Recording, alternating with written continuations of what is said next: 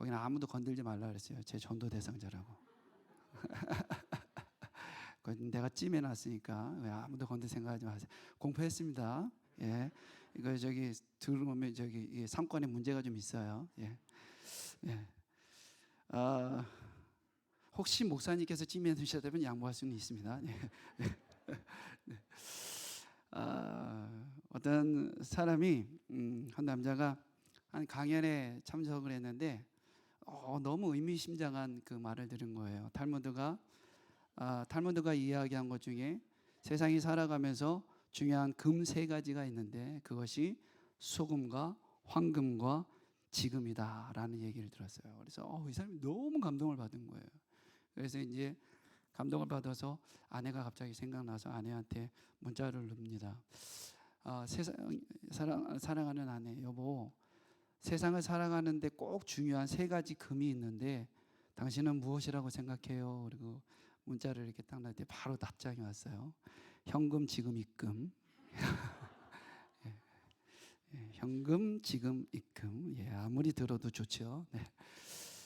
여러분들은 무엇이 부족하다고 생각을 하시나요? 예, 돈. 예, 차고 차도 부족하게 느껴지는 것이 돈, 물질, 뭐 그럴 수 있죠. 예. 오늘 야고보는 우리에게 이런 이야기를 합니다. 네가 지혜가 부족하다고 생각을 하면 후히 주시고 꾸짖지 아니하시는 하나님 앞에 구하라, 이렇게 얘기를 해요. 그러니까 야고보 사도는 오늘 말씀을 통해서 지혜가 부족하다고 생각하는 자는 이런 뜻의 의미를 이렇게 시작을 해지는데 이 5절 전에 이 4절의 말씀까지는 어떤 거냐면 인내를 온전히 이루라, 이렇게 말씀을 해요. 그러니까 좀 말씀이 조금 어구가 안 맞습니다. 그러니까 앞에까지는 인내를 온전히 이루라, 그리고 바로 5절 4절까지는 인내를 온전히 이루라, 그리고 이어서 지혜에 대해서 이 인내를 온전히 이루기 위해서는 지혜가 필요하다라고 이렇게 이야기를 하고 있는 거예요. 그러면 지혜와 인내는 어떤 상관관계가 있느냐라는 것을 우리는 좀 오늘 그 이야기를 좀 하려고 합니다. 그러기 위해서는 야고보가 이야기하는 그런 지혜는 어떤 것이어야 되느냐라고 하는 것을 먼저 좀 알아야 될 것 같아요. 오늘 우리가 이제 보통 설교를 듣거나 개인적으로 어떤 말씀을 묵상을 막 하다 보면 어떻게 살아야 하는지 막 이렇게 깨달을 때가 있습니다. 그렇죠? 오늘도 목사님께서 육의 가족, 영의 가족, 이 2가지 우리의 가족에 대해서, 그리고 진정한 우리의 수원 아름다운 교회 우리 공동체 가족 안에서는 이 영의 가족으로서 우리가 하나 되어져서 복음과 말씀을 가지고 우리가 전진해야 된다라고 하는 것을 오늘 우리가 이렇게 담임 목사님 통해서 말씀을 들었어요. 그리고 우리가 많은 것을 깨달았습니다. 그렇구나, 그렇게 살아야 하는구나, 그렇게 다들 마음 먹으셨죠? 네, 할렐루야.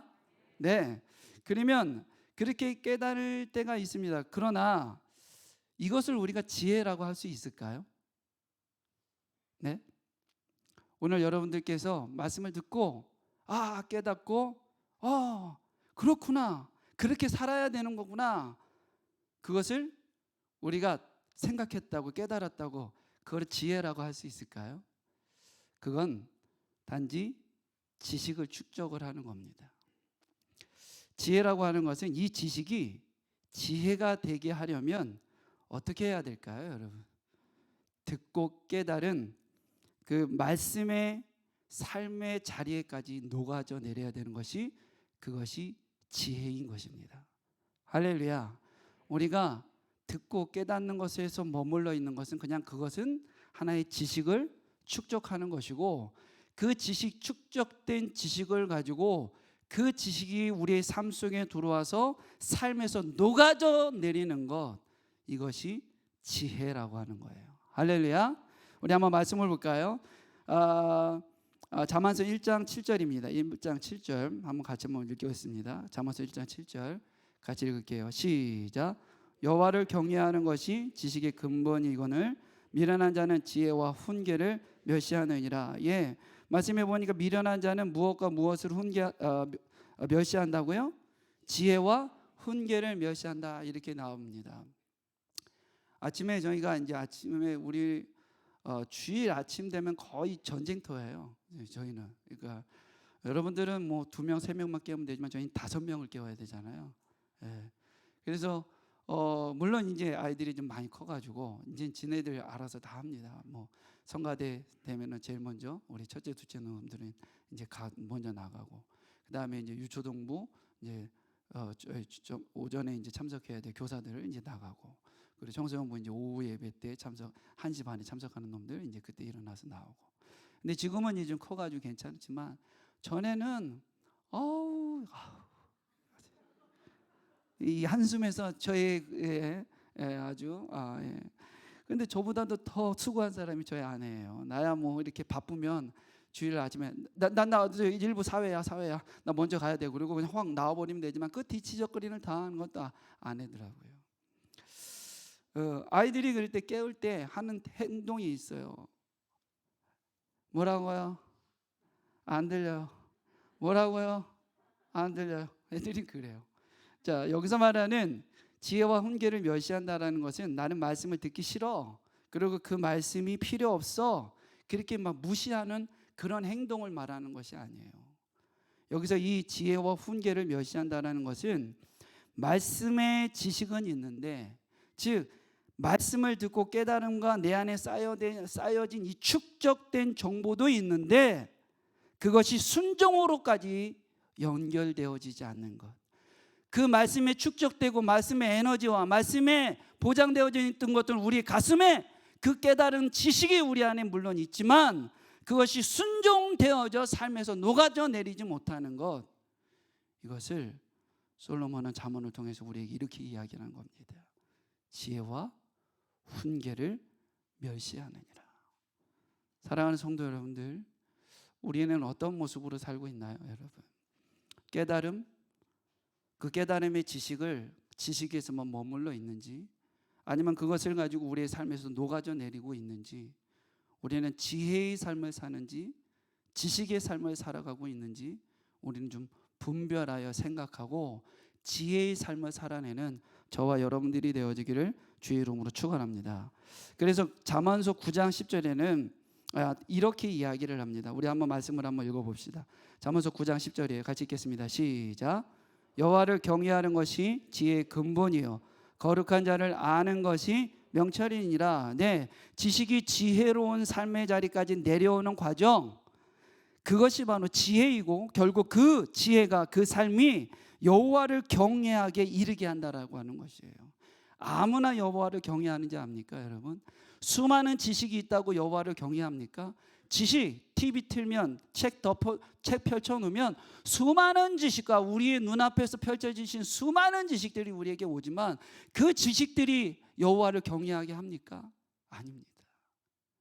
그 지식들이 우리에게 축적되어져서 그 지식이, 말씀이 지식으로만 머물면은 여호와를 경외할 수가 없어요. 그러나 말씀의 지식이 우리에게 들어와서 그것이 우리의 삶에서 녹아져 내려서 그 삶대로의 순종의 삶을 살아내면 결국은 우리가 마지막 목적지 어디까지 갈까요? 바로 여호와를 경외하는 곳까지 간다라는 거예요. 그래서 거룩하신 자를 아는 것이 명철이라 이렇게 이야기를 합니다. 여기서 우리 잠언서 9장 10절의 말씀을 보면 여호와를 경외하는 것이 지혜의 근본이요 거룩하신 자를 아는 것이 명철이니라 이렇게 얘기를 합니다. 그러면 이 안다라고 하는 것이 무엇일까요? 이 안다라고 하는 것은 지식과 경험을 포괄하고 있는 것을 이야기를 하는데, 그러면 이것을 조금 더 디테일하게 좀 더 세부적으로 이야기한 것이 있어요. 아주 명쾌하게 설명한 것이 있습니다. 그것이 히브리서 5장 12절 말씀인데요, 우리 한번 말씀을 한번 볼까요? 히브리서 5장 12, 13절입니다. 같이 한번 말씀을 읽도록 하겠습니다. 같이 읽을게요. 시작. 때가 오래되었으므로 너희가 마땅히 선생이 되었을 터인데 너희가 다시 하나님의 말씀의 초보에 대하여 누구에게서 가르침을 받아야 할 처지이지 단단한 음식은 못 먹고 젖이나 먹어야 할 자가 되었도다. 이는 젖을 먹는 자마다 어린아이니 의의 말씀을, 네, 할렐루야, 히브리서 기자가 뭐라고 얘기를 하는가요? 때가 오래되었어요. 많은 지식과 많은 말씀으로 복음으로 너희들이 듣고, 그리고 이제 그 많은 것 지식들을 축적되어진 여러 가지의 과정을 통해서 보면 너희는 지금 어디까지 이르러야 된다라는 거예요. 선생의 위치까지, 가르치는 선생의 위치까지 이르러야 되는데, 다시 하나님의 말씀의 초보에 대한 누구에게서 가르침을 받아야 될 처지인지, 너희들이 그 자리에 다시 내려왔다. 단단한 음식을 먹였지만 단단한 음식을 먹을 수 없고 소화시킬 수 없을 정도의 어린아이가 되었다. 왜 그럴까요? 5장 13절의 말씀과 같이 이는 젖을 먹는 자마다 어린아이 의의 말씀을 어떻게 했다고요? 경험하지 못한 자라는 거예요. 할렐루야. 사랑하는 성도 여러분들, 말씀이 지식이 되어져서 지식된 말씀들이 우리에게 들어와서 그 말씀대로 살아내는 것을 경험한 사람은 삶에서 승리할 수가 있습니다. 할렐루야. 오늘 이 말씀을 듣다가 부부 공감이라고 하는, 이제 부부에 대한 뭐 이런 이야기가 뭐가 없을까 그러다가 부부 공감 유머 마인드라는 것을 이렇게 찾게 됐어요. 근데 여기에 보니까 이렇게 이게 이제 그 마인드맵이라고 하는 것인데, 하나의 줄거리를 가지고 이렇게 뿌리를 만들어서 이야기를 만들어내는 거예요. 이런 마인드맵인데, 여기 보니까 재밌는 글이 하나 있어요. 힘들 때 꺼내보면 좋은 사진. 여러분들은 힘들 때 어떤 사진을 꺼내보나요? 네? 여기 보니까 이 사람은 남편의 사진을 꺼내본답니다. 그래서 야, 진짜 대단하구나, 부부관계 정말 좋구나 그랬더니 설명이 이렇게 되어 있어요. 이것도 사람 만들었는데. 힘들 때 남편의 사진을 바라보면서 그런데 내가 이것도 사람을 만들었는데 이것까지 못 이기겠어. 무엇을 말하나? 맞아요? 예, 우리 모신정 원사님 극히 공감을 하시네. 예. 저 뒤에서 저희 아내도 아마 그런 것 같아요. 맞아, 내가 이것도 목사 만들었는데. 예, 그런 것 같습니다. 무엇을 말하나요? 경험을 이야기합니다. 경험한 사람은 반드시 이겨냅니다. 어려운 것을 경험한 사람은 반드시 이겨내는 지혜를 얻어요. 웃자고 얘기했지만 그것을 우리의 삶 속에서 갖고 들어오면 어떤 것인가요? 말씀을 가지고 우리가 그 말씀대로 살아내는 그런 경험을 한 사람은, 그래, 맞아, 말씀대로 살아내니까 이런 영적인 결과가 오는구나, 삶을 누리게 되어지는 줄 믿습니다. 할렐루야. 오늘 말씀에 보면, 그런데 오늘 야고보는 그런 우리에게 모든 사람에게 후히 주시는 하나님께 구하라 그래요. 이 지혜를 모든 사람에게 후히 주시는 하나님께 구하라. 근데 여기서 이 말하는 모든 사람이라고 하는 것은 하나님을 선택한 하나님의 자녀를 이야기하는 거예요. 지금 누구를 이야기하는 겁니까? 예수 그리스도를 구주로 믿고 따르는 자, 나의 구원자 예수 그리스도가 나의 구원자임을 고백하는 사람을 이야기하는 겁니다. 이게 왜 중요한지 아세요, 여러분? 이 말씀인즉슨 바로 이런 것입니다. 우주 천지에 나 혼자 존재하는 일이 있더라도 나를 위해서, 난 사람을 위해서 예수 그리스도라는 그 희생의 대속의 제물로 지신 예수 그리스도를 이 땅에 보내주신 것이 하나님의 사랑이라고 하는 것이에요. 즉 모든 사람에게 라는 말은 내가 그저 수많은 사람 중에 하나라는 말이 아니라 그 대상이 바로 나라고 이야기하는 것입니다. 할렐루야.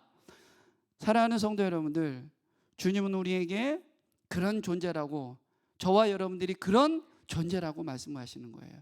그리고 그런 존재인 우리에게 하나님이 후히 주신답니다. 후히. 근데 여기서 말하는 이 후히라고 하는 것은 하플로스라고 하는 단어로 되어져 있는데, 보통 뭐 후하게, 너그럽게 그런 의미로 쓰여져요. 그래서 보통 우리는 좀 이 단어를 잘못 해석을 하게 되면, 열을 달라고 했는데 뭐 12를 주시는 하나님의 은혜, 뭐 13개를 주시는 하나님의 은혜, 와, 난 5개를 원했는데 뭐 10개를 주시는 하나님의 은혜. 물론 이런 것도 하나님의 속성상 물론 이런 것도 있지만, 여기서 이 후히, 이 하플로스가 뜻하고 있는 더 강단 있게 선포하고 있는 말씀은, 그 의미는 어떤 것이냐면 단순히 오로지 이런 의미를 가지고 있는 거예요. 왜 단순히 오로지가 중요한 것이냐면, 그것을 더 강하게 담고 있는 이유는 무엇이냐면 하나님의 마음으로 온 마음을 다하여 이 마음이 갖고 있는 거예요.